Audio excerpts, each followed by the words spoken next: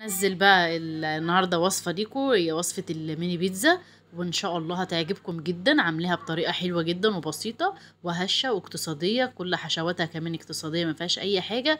هتعمليها بكل سهوله، كمان هتحطيها في اللانش بوكس للاطفال وياخدوها معاهم المدرسه. اول حاجه هجيب كوبايتين دقيق، احط عليهم معلقه خميره، معلقه بيكنج باودر، معلقه سكر، رشه ملح. هقلب كويس جدا المواد الجافه مع بعض.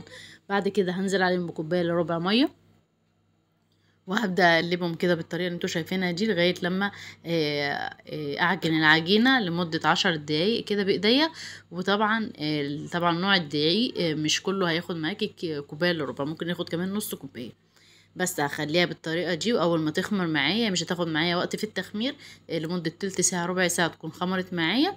هبدأ انزلها كده على الرخامة، بس الاول هلمها وهنزلها كده على حبة دقيق عشان اعرف افردها. هفرد طبعا بقى العجينة دي، وبأي قطاعة عندك هتعملي بيني بيتزا. ممكن قطاعة البسكوتات، او ممكن اي غطا يكون بتاع برطمان هتقطعي بيه الميني بيتزا وهتطلع معاكي جميلة.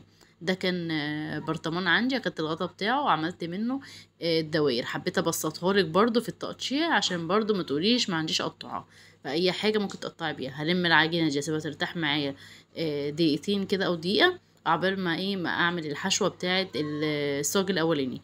طبعا هجيب الشوكه بخرم بيها كده الميني بيتزا عشان ما تقبش معايا في الفرن وتنتفخ معايا قوي، فلازم اخرمها بالطريقه دي. الصلصه دي طبعا اقتصاديه، حطيت معلقه صلصه بيوري اللي هي في البرطمانات، حطيت عليها توميه كده واحده مبشوره ومعلقه زيت، ونزلتهم على النار وسبكتها كده حاجات بسيطه عشان تطلع المواد الحافظه. وحطيت بقى جبنه موتزاريلا، حطيت زيتون مخلي، حطيت طماطم، وبس. هي دي كانت الحشوه اللي انا عملتها، اسهل حشوه. ولو عندك اي حاجه عايزه تحشيها بيها تحشيها. طبعا طالعه معايا بقى جميله، بصوا جميله جدا، هشه بجد جميله وطريه قوي. هتحطيها للاولاد في اللانش بوكس، هياخدوها معاهم المدرسه لو هم زهقوا من السندوتشات، وكمان هيبطلوا يشتروها من الافران من بره. عايزه لايك كتير قوي للفيديو، ولو عجبكم الفيديو ما تنسوش تعملوا اشتراك للناس كلها.